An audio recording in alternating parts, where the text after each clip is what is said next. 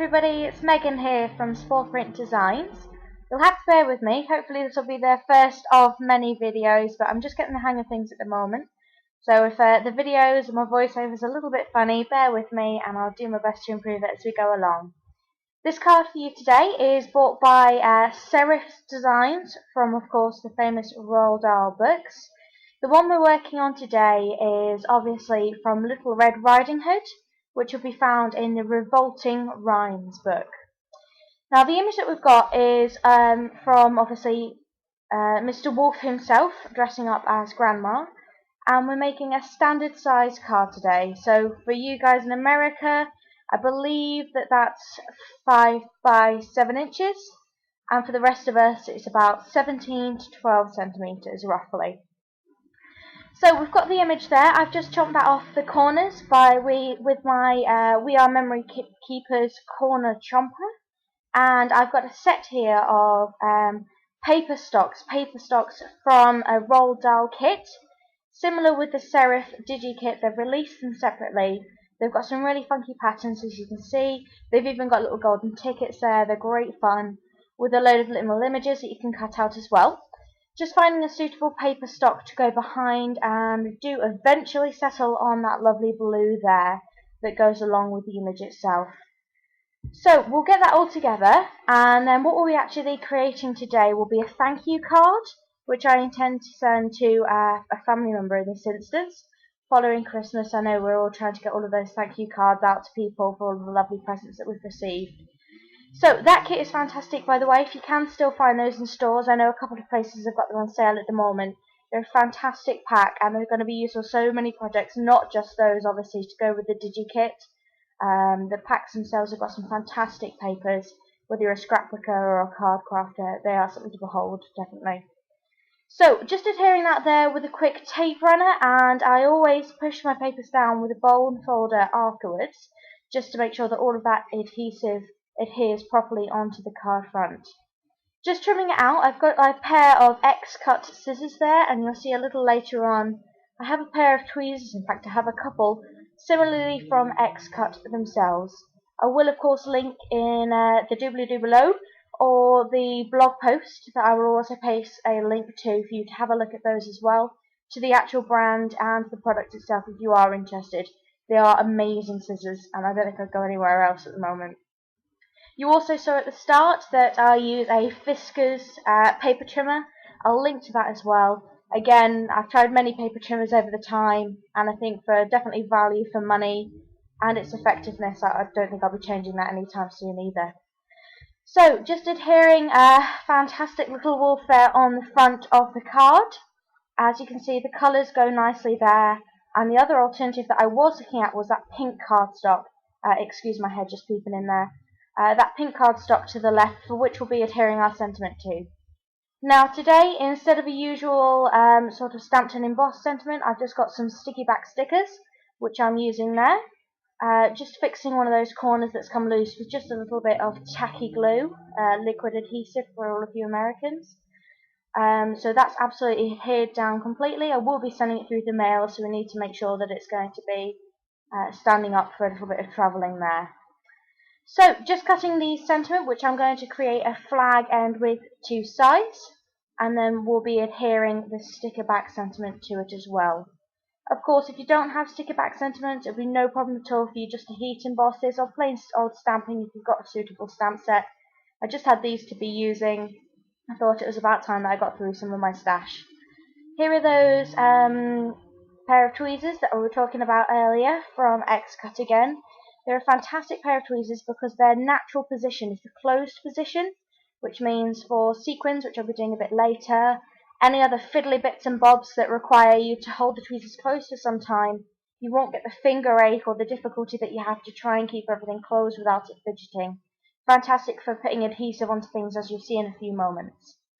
So just smearing this the sticker base sentiment back down. Really give it a good rub with your fingers if you've got them. They can sometimes come a little bit loose, and as I said, with it going through the mail, we want to make sure that it's really firmly put down there. Trimming off the excess, and as I said, giving it the flag ends. Now, I've been doing flag ends for quite some time, and I think definitely by far the easiest way to do this is to trim the centre first, and then go in from the sides to the very peak of your centre. It gives you a more balanced looking flag end instead of something that looks perhaps a little bit wonkier than usual. So, different options here. I was considering popping them up with foam pads, just give it a bit of dimension. But ultimately, as I said, with it going through the mail, we thought that flat would be better. So, just put a little bit of my tape runner adhesive on yet again, and stick it down to that side section. As you can see, this is a relatively plain card, and it'd be absolutely fine to leave it as it is at the moment, nice and simple. Just cording those ends again with that We Are Memory Keeper's corner chomper. You've got two different sizes on that, a 1/2 inch and a 1/4 inch. That one there is the larger of the two, and I just think it gives it a more sort of a smoother edge instead of something that's a little bit sharper. So just got a couple of hunky-dory adhesive gemstones there. They're actually in gold. You'll see when you bring them up close. It's a little bit hard to see on camera there, my apologies, but they are gold in tint.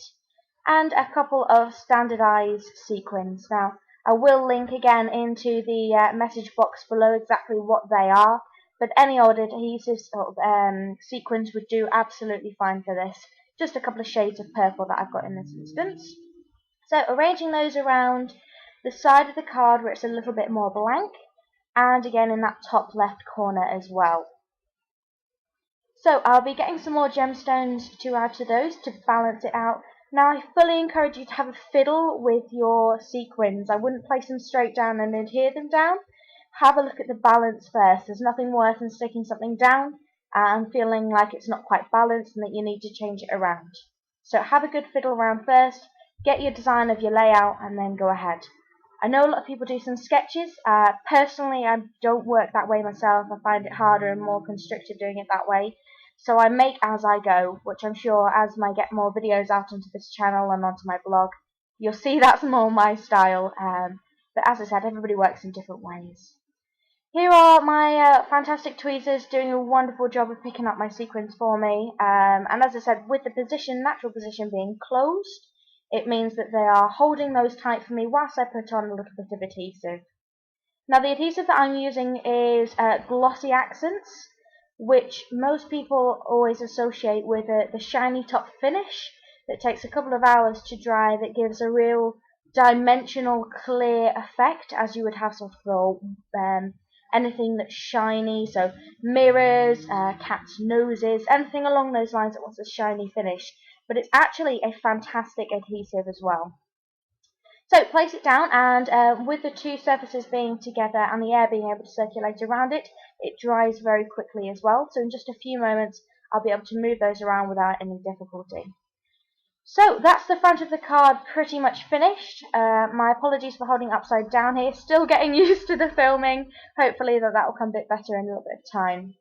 We were looking a bit blank, and I was looking at the image and trying to work out what I could do with just a little bit more that was subtle. And I have these fantastic Wink of Stella glitter brushes. I'm very lucky in that I have a fantastic fiance who has spoilt me rotten this Christmas, and these happen to be in my stocking. I've only got a couple of colours. The one I'm using here is the clear brush, and it doesn't look like it's doing anything at the moment. In a second I'll pick it up and give it a wiggle for you so that you can see it's a real subtle form of glitter. It's not quite as boisterous and loud as the other glitters that you can get. It's a real sort of elegant and subtle shimmer. So, the inside of the card. I don't always decorate the inside of my cards, but if the outside does tend to be a little bit plainer than my usual style, I will look to embellish the inside as well. This is another one of the Roald Dahl Digikit images from Serif. This is the fairy godmother from the famous Cinderella story. Again, if you haven't read these Roald Dahl books, or you've not seen any of the artwork that Quentin Blake has created for these books, it is phenomenal and definitely sculpted my childhood. So get yourselves into the local library or even Google them, and you'll see some fantastic images which on these Digikits are of such great high quality. The watercolor effect that are on them is just stunning and makes for some really beautiful cards. I don't know if you can still get copies of this Digikit. I was lucky enough to get it for my birthday this year, but I know originally they will be selling them on Create and Craft, and I don't know whether they'll now be available on eBay or Amazon. I know Daisy Trail have digital versions of them that you can download, but I think they're only in the single styles. But that's fantastic, obviously, if you're looking just for James and the Giant Peach, or if you wanted to get Fantastic Mr. Fox, which is, of course, my favourite, on its own, then you could do that without investing in the whole kit, so it's well worth doing.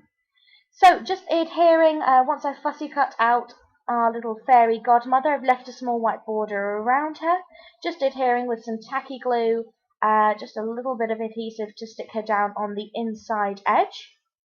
And as you may have seen from the image before I cut it off, she did have some sort of splashes of colour coming from her wand. Now I had to cut those off when I was fussy cutting around the images itself, but I didn't want it to lose that effect. I thought it was really fun and playful, so we're definitely going to recreate that. I'm hanging it off the edge because I was going to cut a straight edge, and yet I can never seem to do so when I'm going to adhere it down to a card, so I adhere it slightly off and just trim off the excess from the back.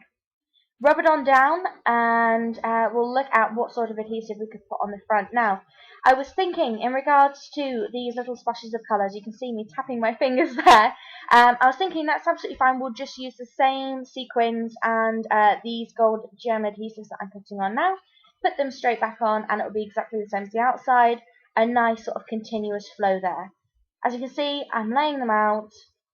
Pick out some different colours. I've got quite a selection there. It's a clear, more transparent, sort of an opaque whitey purpley colour.